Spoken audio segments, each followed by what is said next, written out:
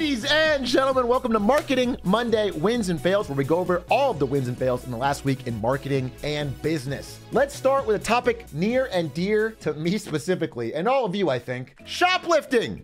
A yoink! Whether it is Sour Patch Kids or perhaps water bottles in the city of Atlanta, perhaps all of us have our own unique experience with minor shoplifting. And for the longest time, it's been considered a cost of doing business for most major retail outlets. They call it shrinkage, actually, and it's remained relatively steady. This article I found talked about why it feels so good to shoplift. Number one reason, it's fun.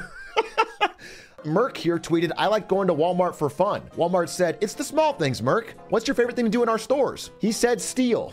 All these things are viral tweets in 2018, back when this was kind of funny. The problem is, in recent years, it's actually become quite a serious issue. The shoplifting epidemic taking over America with a $100 billion annual price tag. Now, before I jump into this, my initial response is always skepticism. I'm not one to take companies at their word. A lot of times they might do things like use shoplifting to cover up internal issues. Let's say, for example, you're Target and you overbuild stores. If you have to close a store down because you overbuilt, you might say, oh, it's shoplifting, when really you overbuilt. That being said, our team did some real research into this. And it turns out there's a lot of evidence that there is a drastic increase in shoplifting happening recently. And one of the best ways to convey why they're telling the truth on this is because they're doing things that they would never do unless they had to. Specifically, they have to make the actual customer's experience worse to protect themselves from actual shoplifting. This is Home Depot. They are now selling power tools that won't work unless they're activated at the checkout counter. These are all things that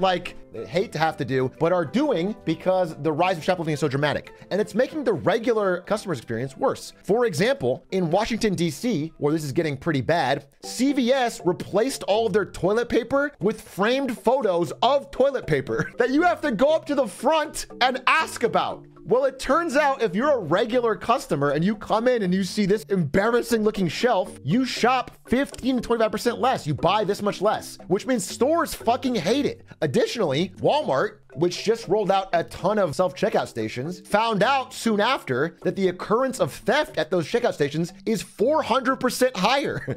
And so what did they do? Almost instantly shut them down. They would not do this unless they had to. What's funny is another way to frame this is that they were trying to fire employees and save money, but now people are taking advantage. So now we have to hire employees back. But either way, the theft is getting insane. And one of the reasons for this, I have to say, from looking into it, is that there really is, in many situations, no real consequence. For example, here's a real story. We kept him for 2 hours, but the police never came. A retail employee should not have to risk their safety in any way to stop a shoplifter. But if they do, the police are no help at all. In fact, in this situation, they called the police after a shoplifter stole a bunch of stuff around the door. The police showed up hours later and then said, "Which way did they go?"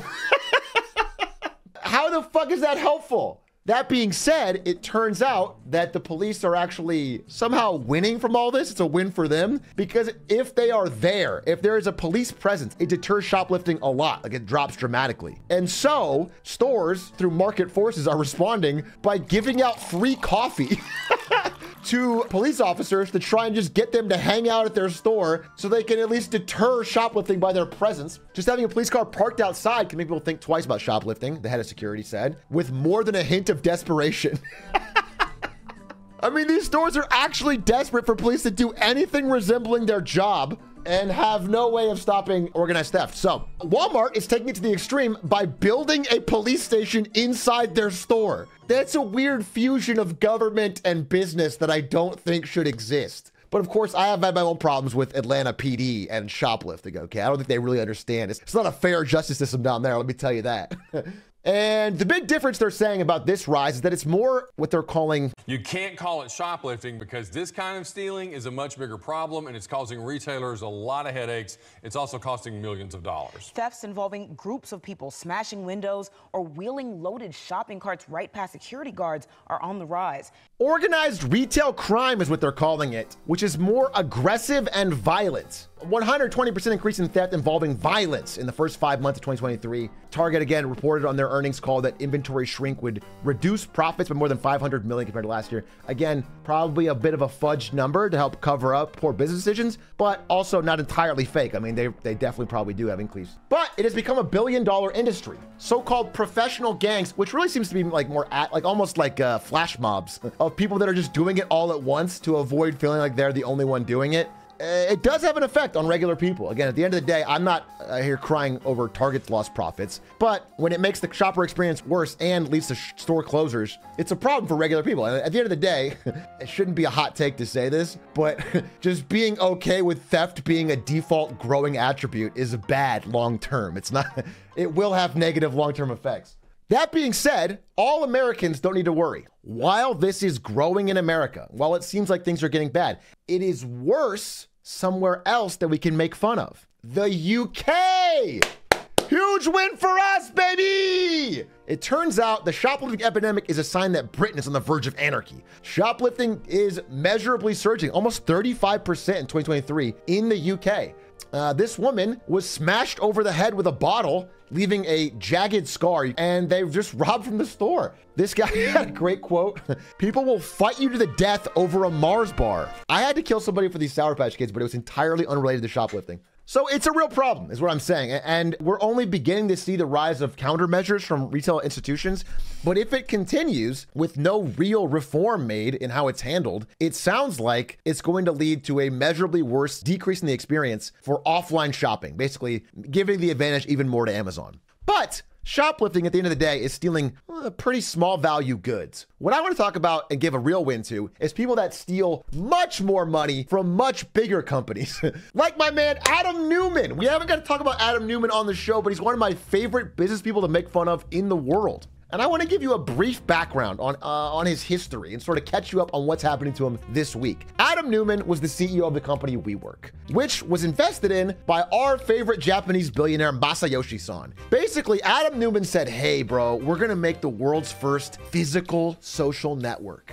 And this guy said, bet, I'm in. Here's billions of dollars. Now, it turns out what they were actually doing is just leasing office space. They just bought out office buildings and then chopped them up and then leased that out. And it's actually not a great business. It's a fine business, not great. But he invested billions and billions and billions of dollars. He said, we view WeWork's value as similar to Netflix, a $400 billion company at the time. And he thought he was going to go to the moon with this. Well, it turns out that despite becoming the most hyped startup in the world and having these beautiful little co-working spaces that they were renting out at a decent profit, Adam Newman was not a great CEO. In fact, he basically took every possible advantage he could to milk the company for his own personal benefit. At one point, he trademarked the name We and then loaned it to the own company at like $6 million a year. So finally, after the IPO of this company collapsed and it was found to not be making much money, it was losing a lot of money, Masayoshi-san stepped in and said, okay, we got to clean this up. We're going to kick out Adam Newman and we're going to turn this whole thing around and make it what it's supposed to be, the physical Netflix. So they kick him out and he makes this slide, which is a real slide in a real corporate presentation to investors. He just drew this with an arrow. There's no axes. This is not measured. It just says future and it has a line going up. Well, it turns out it did not go up. In fact, the only recent use that I've seen of WeWork is for hitmen in the movie The Killer, where he rents out a decrepit WeWork to shoot somebody in Paris. Around this time, a young upstart streamer with great hair said, WeWork is a company loaded with debt. WeWork is going to zero.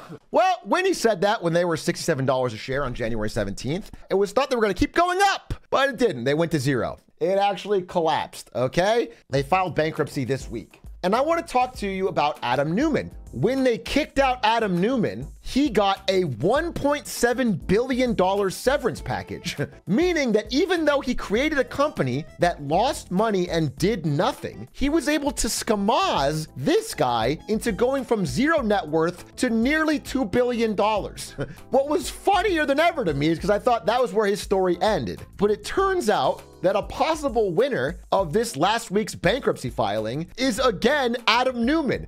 because when they kicked him out, they gave him a $430 million loan that he negotiated to only be backed by his shares. Except it turns out when you go bankrupt, WeWork shares are worthless. They're worried he might simply walk away with the money he was lent and hand over the shares. You should be more than worried. That is what he's going to do. So, I know you guys are all thinking Adam Newman is a Giga Chad for this. That being said, he cost a lot of people their jobs. A lot of people who quit work to work at WeWork thought they were building their future. They had shares that thought they were of value. They're all worthless and they wasted their time and hurt their future in their retirement. And to really hammer home the point that he's not really a good guy is that Jared Leto did a great job playing him. If Jared Leto's really good at playing you, you are probably a bad guy. Let's give a win to Sean Fain, the head of the United Auto Workers. Big win to Sean Fain this week because, as we know from previous Marketing Mondays, the UAW had a historic win. In this hot labor summer we've had with a bunch of strikes, the UAWs has been by far the most successful. They got almost all of their demands. I mean, huge gains for UAW. But what's cool is Toyota and Honda are not union employers. But because these companies raised their wages, non-union workers at Toyota and Honda both got pay hikes. And he pointed this out really well. He said, Toyota, if they were doing it out of the kindness of their heart, would have done it a year ago. But they're not doing it a year ago. They're doing it after other companies in the space lost to the union. So there's wins even if they're non-unionized, which is incredible. And that's the value of everyone organizing together. They could have gotten even more if they were all part of the same deal. And UAW is not stopping with their victories here. They have now added Tesla and Toyota in their sites. They are looking to unionize Tesla and Toyota factories in America. And hopefully when their next negotiation rolls around, in I think 2020, I want to say 8, they want to be negotiating against the big 6 instead of the big 3 was their goal. Tesla, by the way, facing their own strike action in Sweden right now, as mechanics for Teslas in Sweden have unionized with a general strike from like dock workers and everyone else to try and get Tesla to come to the table, which they are now apparently doing. Smaller strike news. Again, 3 big strikes happened recently. Hotel workers in Vegas right before Formula One, actor strike in Hollywood, and teacher strike in Portland. The first 2 got deals. The one in Vegas, they were so desperate to not have a strike right before Formula One that they basically caved on a lot of demands. Actor strike, not such a great result. I'll talk about it separately, but they got a good chunk of their demands. I don't think it's going to happen long term, but it's fine. And then teacher strike is still pending. I'm not sure how it will go down, but it's seeming like a good positive effort. And the reason all this is happening, it's because the cost of living is going up. I mean, it all ties into the same thing. Why are we seeing a spike in shoplifting at the same time we're seeing a spike in strikes? Workers everywhere, people everywhere are feeling some sort of sting on their wallets and are acting out in different ways. But you know what? I thought about telling everyone to join in and, like get part of this strike.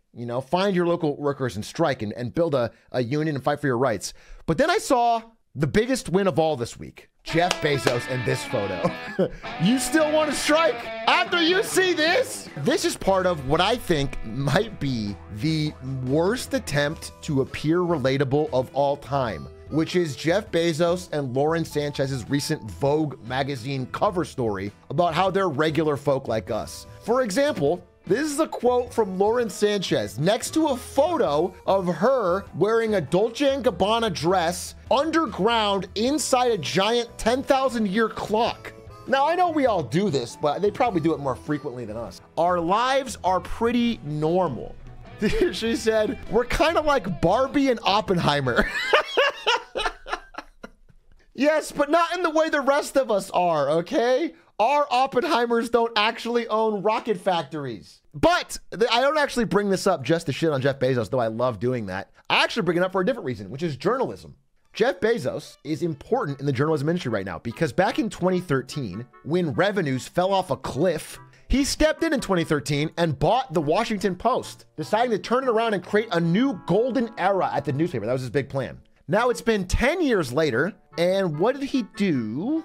Not much, because it's still not profitable, and it's going to lose $100 million this year. He hasn't really saved anything. So journalism, unfortunately, was not able to be saved by Jeff Bezos' brilliant mind. And it's still in a downswing. A lot of people want to be journalists, but jobs available for journalists are down. And so enter a brand new win, a brand new way for journalism and people that want to do real journalism to have jobs. Enter Hunter Brook, the world's first journalism hedge fund. where they combine journalism with stock trading, which is as bad as it sounds like. The way to save the journalism industry basically is this plan. Hunter Brook wants to hire journalists to investigate things that are related to stocks. Then they'll take this information, which you cannot trade on until it's public. Again, otherwise that would be insider trading. So what they'll do is they'll publish it and then trade on it. It is basically skirting the line as close as they can get to insider trading. This feels really unethical, but that is the plan for this startup, and it has big investors. Obviously, immediately you think there's a lot of conflict of interest here. For example, what if this hedge fund owns a bunch of like McDonald's stock? And then a reporter finds out something that's really bad for McDonald's stock. Are they going to publish it, even though they cause them to lose money? What would they do? Well, they had no answer to this question, but they did say it probably won't come up because reporters are paid based on the investment fund's performance. So it seems very unlikely that a reporter's even going to investigate if they know it'll cut their own paycheck. In other news, I'm going to give a fail to everybody in chat who doesn't have a rich dad. Because a new study came out about the actual practical effects of nepotism. It turns out, based on the study, a few cool details came out. It basically ranked different jobs by how likely you are to get them if your father had them. So they found out that for an NFL player, you are 64 times more likely than the average person to get into the NFL, which is actually pretty low for this list. NBA players are 1,600 times more likely. There is a massive gap between the NFL and the NBA, but you have an even better chance than both of these if your father was a senator. And it gets worse. If your father happens to be a billionaire, you are 30,000 times more likely to be a billionaire. But the most likely of all is if your father was president. Because it turns out if your father was president, you are 1.4 million times more likely than the average person to become president.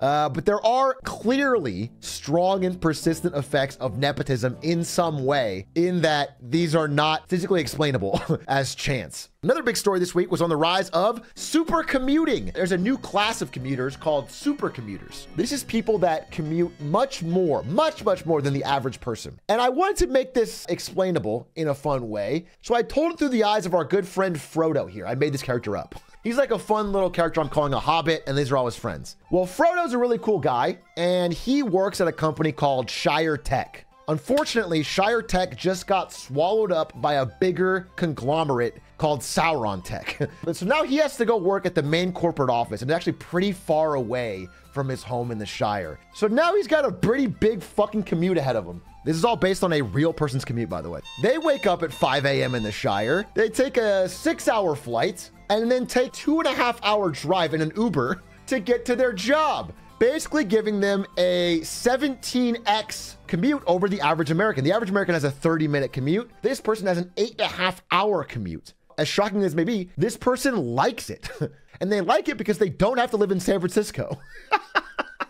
Basically, they get to live like a king in Des Moines, Iowa. They do an 8.5-hour trip and get paid San Francisco salary, but live in Des Moines, Iowa. That is why they like it. And that is the reason all this is happening. Now, this has always been the case for executives. For example, Elon Musk flew 8,300 miles in his first week owning Twitter. Executives have always jet set across the globe for different jobs, but now the average worker is taking on these executive-like commutes because your salary goes way fucking farther outside of major cities. Again, all of these stories this week are about how people are responding to rising cost of living. This is a guy who makes $70K in LA. Effectively, that is $104,000 in Austin. Now imagine if they go, instead of Austin, they go to Springfield, in which case they're making $122,000. I mean, effectively $122. Basically, by living somewhere far away and dealing with a long, painful commute, you can essentially double your actual effective salary. And I showed this here through examples of the apartment you can get. So for 2.1K a month, this is an LA apartment.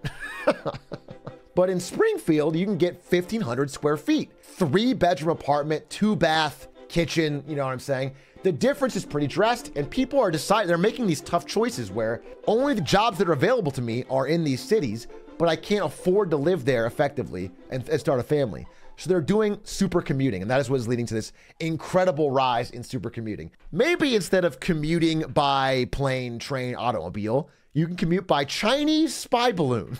Do you guys remember the Chinese spy balloon story from earlier this year? Well, guess what? Ever since that moment, there has been frosty tensions. China was so mad at America for what they called overhyping the spy balloon, and America was so unhappy with China for having a spy balloon that they both really haven't had good talk to each other at all in many, many months. Which brings us to what's going on this week in... Sorry, let's do this. Because we're not in China this week. This is San Francisco, baby. What's up? San Francisco? Welcome to San Francisco. That's where Wazzup Beijing takes place this week, as that is where all of the action happening, as Uncle Sam and this giant panda representing China work to reinflate their relationship, to rebuild this balloon of trust and patch up their rocky friendship.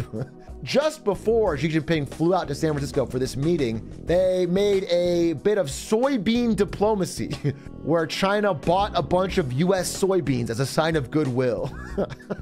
It's almost kind of underhanded, really. Calling a soy what? What? There is clearly a sense on both sides that this escalating rhetoric between the two have gone too far, and that we're getting in dangerous territory as the two biggest and most powerful economies and militaries on Earth start to talk shit at each other constantly is dangerous. And so Xi Jinping is flying out to meet, and we're going to try and see if we can patch things up.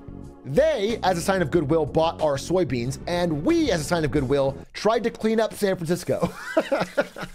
Before world leaders arrive, San Francisco races to clean up.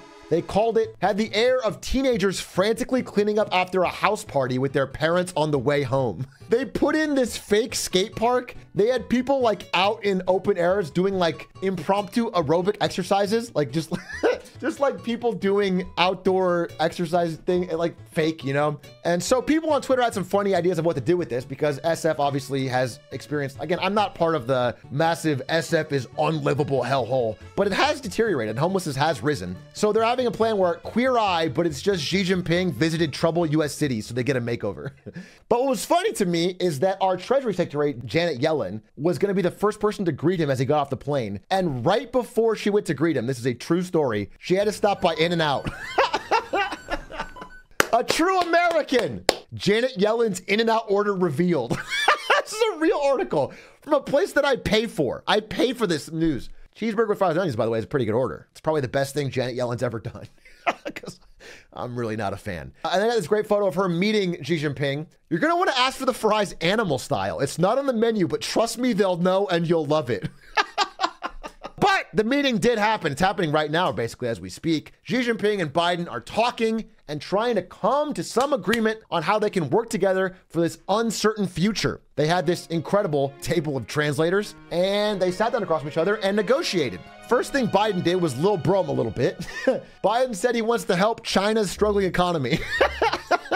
Saying you just want to help one is a little underhanded, but they were able to come to a deal of some sort around fentanyl, which is produced in China and then mass exported and distributed cheaply in the United States, causing, it's one of the main things behind our declining life expectancy is the number of deaths of despair from fentanyl. They were able to announce a deal to crack down on it. China's going to go after the chemical companies that are producing it in China. I mean, we have to see if he follows through, but they have agreed to something on that, which is pretty cool. And someone had a theory. Xi Jinping spent 5 minutes in SF and was like, dog, maybe we went too far. So anyway, they shook hands on that. This is probably their biggest accomplishment, was the fentanyl crackdown, as well as additional crackdowns on the use of AI with regards to nuclear weapons and missiles. Basically, they both agreed to not like put missiles in the hands of AI so we could get a weird fucking Terminator situation where the world blows up, which is just good. I think that's good. I think that's good that they're agreeing on that. That sounds like a bad way to die for all of us. The final win of this, according to Biden's POV, is the fact that like, hey, we haven't been talking at all. We just haven't been talking. And so being able to pick up the phone and talk to one another is a big deal. Like they're just friends, you know, they haven't been communicating and now they are, which actually is a big deal because there's a lot of times in history where non-communication between powers led us to be like almost near a nuclear war when we shouldn't have been. And normally these things are pretty much for show. So these are all decently good bits of progress for what is basically a weekend in SF. And they even had some jokes. They traded memories of previous interactions, and at one point, Xi Jinping jokingly thanked Biden, who is celebrating his birthday next week, for reminding him that his wife's celebration is also coming up. Basically, Xi Jinping thanked Biden for reminding him to get his wife a gift. I just hope it's not an iPhone. That being said, it wasn't all sunshine and rainbows. Back in June, Biden called Xi Jinping a dictator, which caused anger on the Chinese side. What the fuck are you saying about us? China said Biden calling Xi a dictator is provocation. This is not what allies do. So this prompted this meeting. And that's why it was extra special when Biden ended the thing by saying this. Mr. President, after today, would you still refer to President Xi as a dictator? This is a term that you used earlier this year. Well, look, he is. I mean, which might start the whole process over again. But it turns out, as I look more into it, I actually think Xi Jinping did not come here for this at all. I don't think he even really cares. I mean, I think America and China are both aware that like talking shit on the other one is a great way to get votes right now. What Xi Jinping cares about is, first of all, the fact that he's going to be meeting with business leaders. Tech execs are reportedly scrambling to score a ticket to dinner with China's president in San Francisco. Basically, they want to get in his good graces because here's the real story. China in 2014 was the world's top destination for foreign and direct investment. This is other countries' money flowing into your country to start businesses and invest. But recently, it has not only declined dramatically, it has gone negative. For the first time since 1998, money is flowing out of China. Companies are fucking scared of doing business there. Xi Jinping has, as I've said in previous things, quote, scared the hose. And so money's finally flowing out. So Xi Jinping is not really, I don't think it's the executives hoping to woo him. I think it's him hoping to woo the executives, because there's been a rise of like exit bans and hostage taking among executives. Executives vanish in China, casting chill over business climate. This kind of thing eventually catches up to you. And so I think Xi Jinping wants to remind people that it's okay, come and invest, and we'll start things over. And I think number two, and most importantly, he wants to go back to Shanghai and open an In-N-Out. I think once they taste the power of burgers, we can really shake hands. And that, ladies and gentlemen, is Marketing Monday Wins and Fails. Tune in every week for more wins and fails. Check it.